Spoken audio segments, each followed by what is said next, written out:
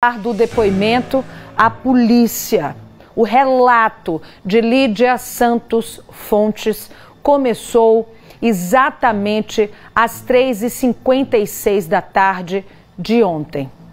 Ela revelou à polícia que tinha um relacionamento com a vítima, que estava dentro da mala, na geladeira. Ela revela que aquele corpo de fato era dele, que tinha um relacionamento com ele desde 2008 e que a morte dele aconteceu há 7 anos, em 2016. Ela conta que trabalhava no hospital, um grande hospital aqui da nossa capital, e que quando chegou em casa, às 8 horas da noite, se deparou com ele morto no quarto. Ela disse que não contou nada a ninguém, que ficou muito nervosa por causa da idade dele, que ele é mais velho e ela muito mais nova. Ficou com medo de contar para alguém essa situação, de suspeitarem dela. Ela colocou o corpo dentro da mala, dobrado, e imediatamente colocou a mala na geladeira. O depoimento seguiu. E a gente tem muitas dúvidas ainda em relação a esse depoimento.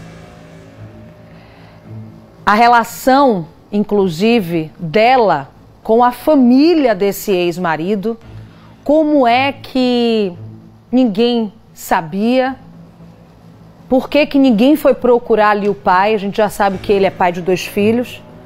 Então eu chamo aqui o Ícaro Novaes, o nosso repórter, que vai trazer algumas outras informações desse depoimento que é chocante. Inclusive tem uma parte que me chamou muita atenção, eu já chamando o Ícaro aqui, viu, Ícaro? Foi em relação à geladeira, que ela falou como ela amarrava aquela geladeira. Em relação também, Ícaro, que nos chama muita atenção, sobre o acúmulo de coisas, né? Uma frase que tem nesse depoimento que também nos chama muito atenção. Mas eu vou com você, que eu sei que você está debruçado desde ontem, já te parabenizando pela dedicação e cobertura. Vamos saber agora, com exclusividade, o depoimento da Lídia à polícia. Boa noite, Ícaro.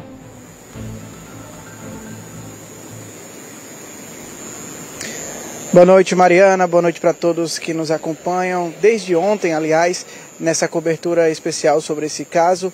Ontem a gente já tinha levantado essas suspeitas junto com os moradores que conheciam, que estavam em torno da Lídia, Mariana. A gente perguntava de quem pode ser esse corpo dentro da geladeira.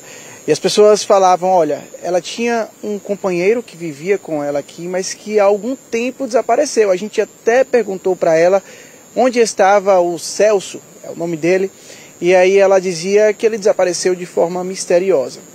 E aí 5, 6, 7 anos se passaram, caiu no esquecimento dos vizinhos o desaparecimento dele, mas agora toda a história vem à tona. Segundo ela mesmo contou no depoimento para a polícia, o corpo que estava ali dentro da mala, na geladeira, em uma amarração com uma gravata, era desse ex-companheiro dela. Mariana, o Celso, com quem ela mantinha uma relação, essa relação ela tinha começado lá em 2008, segundo o depoimento que ela deu para a polícia. Ele era do Rio Grande do Sul, mas estava aqui em Aracaju.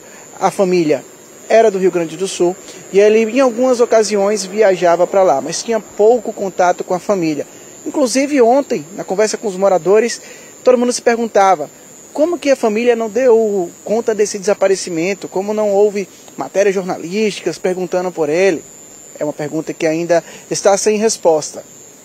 A Lídia conta que no depoimento que não costumava falar muito do relacionamento, porque tinha vergonha, porque o início do relacionamento foi de uma forma extraconjugal, ele era casado. E aí os anos se passaram, de 2008 até 2016, conforme ela relatou, ela chega em casa, encontra o Celso morto, e numa atitude de desespero, com medo, segundo ela mesma disse, com medo, ela acaba enrolando o corpo em um pano, colocando dentro de uma mala e armazenando dentro de uma geladeira.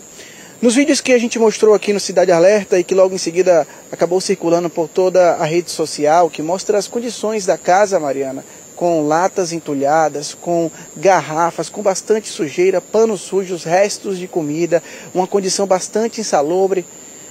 As pessoas começaram a se perguntar que estado daquela mulher que morava ali, qual o estado mental dela, qual o estado psicológico. Como você já bem disse, aí existe esse relatório médico a partir da apresentação dela para a polícia ontem. Mas já nos últimos anos, ela conta que vinha sofrendo com problemas psicológicos. Ela disse que ela começou a acumular lixo assim que o companheiro morreu. Começou a juntar lixo dentro da casa e ela usou uma frase enigmática, uma frase forte durante esse depoimento. Abre aspas, ela disse que começou a acumular lixo na casa e lixo dentro de si. Fecha aspas, essa foi a frase utilizada pela Lídia durante o depoimento policial. Isso mostra como ela vinha sofrendo, como ela estava em uma situação perturbada. Segundo as pessoas que estavam em torno de Lídia, ela fazia uso de medicamentos controlados e, sobretudo nos últimos anos, convivia com a depressão.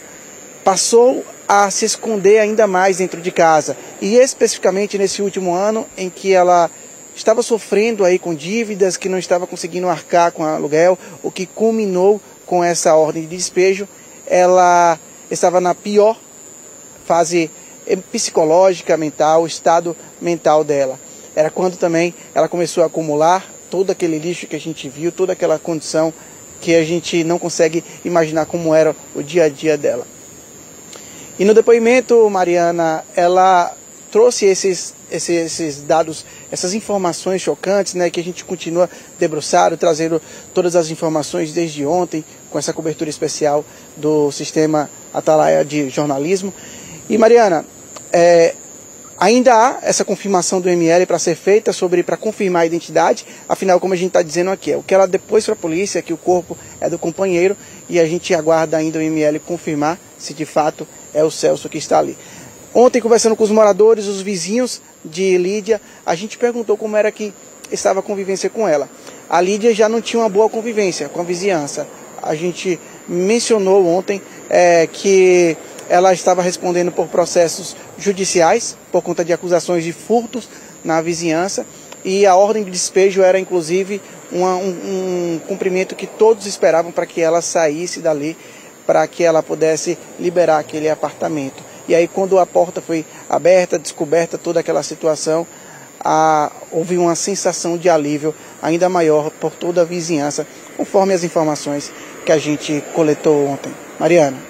Te agradeço, Ícaro, pelas informações, reforçando aqui essa fala dela em relação à relação que tinha com esse cara, esse ex-companheiro, o Celso. Só reforçando essas informações aí, gente, o Celso a que ela se refere, o ex-marido dela, o ex-companheiro dela, ela revela que ele morreu em 2016, o Celso Portela, jornalista, advogado.